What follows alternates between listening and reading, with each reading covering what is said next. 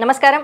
ప్రస్తుతం మనతో పాటు ప్రముఖ ఆధ్యాత్మికవేత్త, ప్రముఖ జ్యోతిష్య వాస్తు పండితులు జగన్నాథ ఆచార్యులు గారు ఉన్నారు. వారితో మాట్లాడిద్దాం. నమస్కారం గురుగారు. నమస్తే. 2024వ సంవత్సరం జనవరి నెలలో మరి సింహరాశి వారికి ఎలా ఉండబోతుందో తెలియజేస్తారా?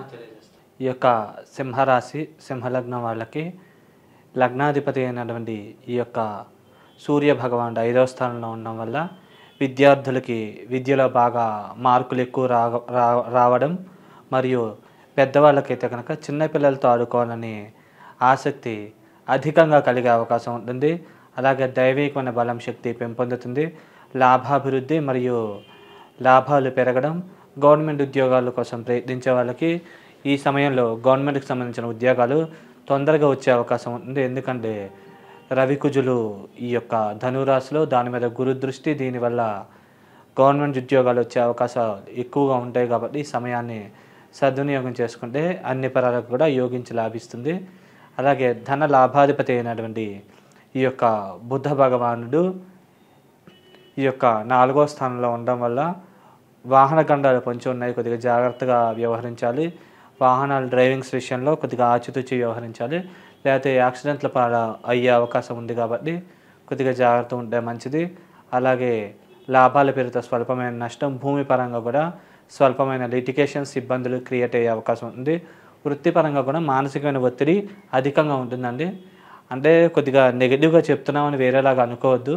ఎందుకంటే ఇది ఉన్న స్థితి నుంచి ఉన్నత స్థితికి వెళ్ళడానికి, సరిదిద్దుకోవడానికని, అంతేగాని నిరుత్సాహపడడానికి కాదు. అలాగే ఈ యొక్క లాభాల పేరుతో స్వల్పమైన నష్టాలు జరిగే అవకాశం ఉంది. అలాగే తృతీయ దశమాధిపతి అయినటువంటి ఈ యొక్క శుక్ర భగవానుడు కూడా 4వ స్థానంలోనే ఉండడం వల్ల కొద్దిగా స్వల్పంగా సుఖ సంతోషాలు దెబ్బతినడం, కొద్దిగా వృత్తిపరంగా కూడా మానసిక ఒత్తిడికి అధికంగా గురవడం లాంటి సమస్యలు తలెత్తే అవకాశం ఉంది. అలాగే ఈ లగ్నానికి చతుర్థ మరియు భాగ్యాధిపతి అయినటువంటి అంగారకుడు ఈ యొక్క 5వ స్థానంలో ఉండడం వల్ల విద్యా విషయంలో మంచి మార్కులు వచ్చే అవకాశం ఉంది. గవర్నమెంట్ కాంట్రాక్ట్లు ఇలాంటివి ఏమైనా ఉంటే కనుక అనుకూలమైన ఫలితాలు వచ్చే అవకాశం ఉంది. సివిల్కి సంబంధించిన విషయాల్లో ఉన్న వాళ్ళకి రాణింపు బాగా అధికంగా ఉండే అవకాశం ఉంటుంది. అలాగే ఈ యొక్క అంగారకుడి యొక్క శుభదృష్టి ఈ యొక్క 8వ స్థానం మీద ఉండడం వల్ల సంఘంలో పేరు ప్రతిష్టలు, గౌరవ మర్యాదలు పెరగడం, మరియు ఆకస్మిక ధన లాభాలు, ఆకస్మిక వ్యవహార లాభాలు లాంటివి జరిగే అవకాశం ఉంది. అలాగే చేసే వ్యయం సద్వ్యయం అయ్యే అవకాశం ఉంది. అలాగే స్వల్పంగా లాభాభివృద్ధి కూడా చాలా అద్భుతంగా ఉంటుంది. అనుకోని విధంగా ఆకస్మిక లాభాలు కలిగే అవకాశాలు చాలా ఎక్కువగా ఉంటుంది. వ్యాపారస్తులు కూడా వ్యాపారాల్లో బాగా రాణించగలుగుతారు.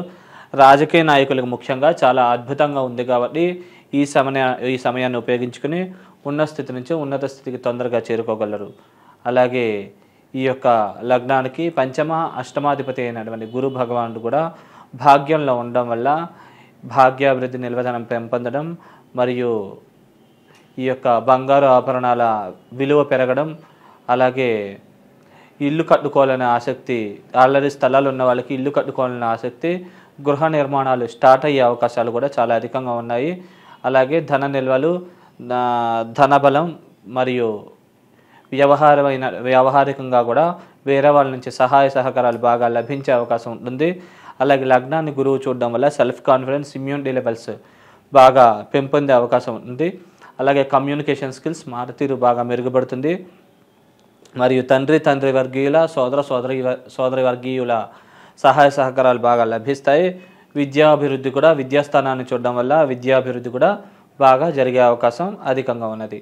అలాగే షష్ఠ సప్తమాధిపతి అయినటువంటి ఈ యొక్క శనీశ్వరుడు ఈ యొక్క 7వ స్థానంలో ఉండడం వల్ల వివాహ ప్రయత్నాలు చేసే వాళ్ళకి వివాహం పరంగా స్వల్పంగా ఆలస్యం అయ్యే అవకాశం ఉంది.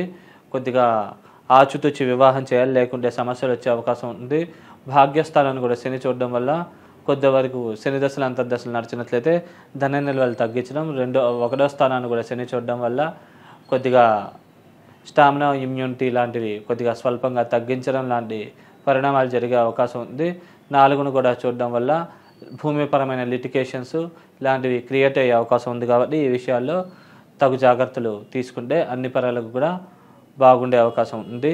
అలాగే ఈ లగ్నానికి వ్యయాధిపతి అయిన చంద్రుడు ఎక్కడ ఉంటే అక్కడ నుంచి కొద్దిగా అతి పాపి కానప్పటికీ వ్యతిరేకమైన ఫలితాలని ఇచ్చే అవకాశం ఉంది. కాబట్టి చంద్రదశలు అంతర్దశలు నడిచినట్లయితే తీసుకునే నిర్ణయాల తడబాటు, అనవసరమైన ఖర్చులు, అనవసరమైన ప్రయాణాలు, వాటి వల్ల ధన నష్టం లాంటివి జరిగే అవకాశం ఎక్కువగా ఉన్నది.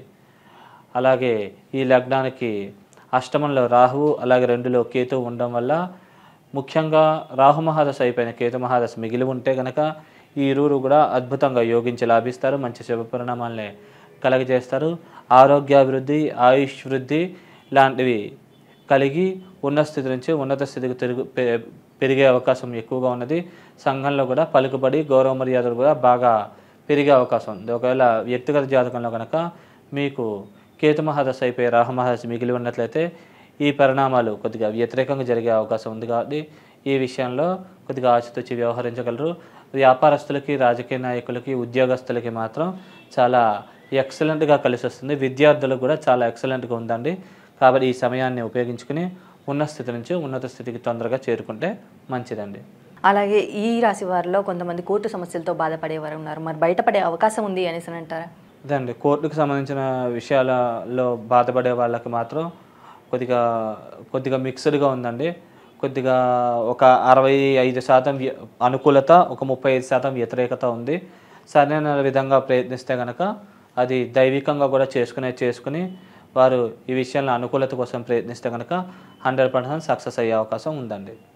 వివాహ ప్రయత్నాలు చేసేవారు కావచ్చు, సంతానం కోసం ప్రయత్నించేవారు కావచ్చు, వీరికి జరిగే అవకాశం ఉంది. సంతానం కోసం అయితే ఇబ్బంది ఏం లేదండి. వివాహ ప్రయత్నాలు చేసే వాళ్ళకి కొద్దిగా ఇబ్బంది కనబడుతుంది.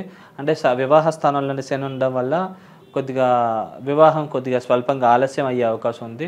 ఆ విషయంలో కొద్దిగా ఆచితూచి జాగ్రత్తగా నిర్ణయం తీసుకోవాలి. కొద్దిగా స్లోగా సంబంధం సెట్ అయినా మంచి సంబంధం వచ్చే అవకాశం ఉంది. కొద్దిగా సాధ్యమైనంత కంగారు పడకుండా ఉంటే మంచిదండి. కంగారు పడితే ఇబ్బందులు వస్తాయి. మరి ఈ రాశి వారికి ఆర్థికంగా ఎలా ఉండబోతుంది అంటే? ఆర్థికంగా కూడా చాలా బాగుంటుందండి, ఎక్సలెంట్గా ఉంది.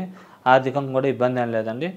ఎందుకంటే పంచమంలో 2 గ్రహాలు, నవమంలో ఒక శుభగ్రహం ఉండడం వల్ల ఆ శుభగ్రహం కూడా పంచమాన్ని చూడడం వల్ల మంచి రాణింపు ఉంటుందండి. అన్ని పరాలుగా బాగుంటుంది, ఇబ్బంది ఏం లేదండి. మరి ఈ రాశి వారు చేసుకోవాల్సిన పరిహారాల గురించి తెలియజేస్తారా? ఈ రాశి వాళ్ళు ముఖ్యంగా చేసుకోవాల్సిన పరిహారాలు అంటే కనుక రెగ్యులర్గా కూడా అక్కడ వెంకటేశ్వర స్వామి దేవాలయం ఉంటే కనుక అక్కడ పూజాది కార్యక్రమాలు, అర్చనాది కార్యక్రమాలు రెగ్యులర్గా ఆచరించుకోవడం. అలాగే నల్ల నువ్వులు, బెల్లం 2 కలిపి ఆవుకి శనివారం శని స్తోత్రం పారాయణ చేసుకుంటూ అది ఆవుకి తినిపించడం వల్ల దోష నివారణ అయ్యి ఉన్న స్థితి నుంచి ఉన్నత స్థితికి తొందరగా చేరుకోగలుగుతారండి. సింహరాశి వారికి 2024 సంవత్సరం జనవరి నెలలో ఎలా ఉండబోతుంది, అలాగే ఈ రాశి వారు చేసుకోవాల్సిన పరిహారాల గురించి కూడా చాలా చక్కగా వివరించారు. ధన్యవాదములు. శుభం అండి.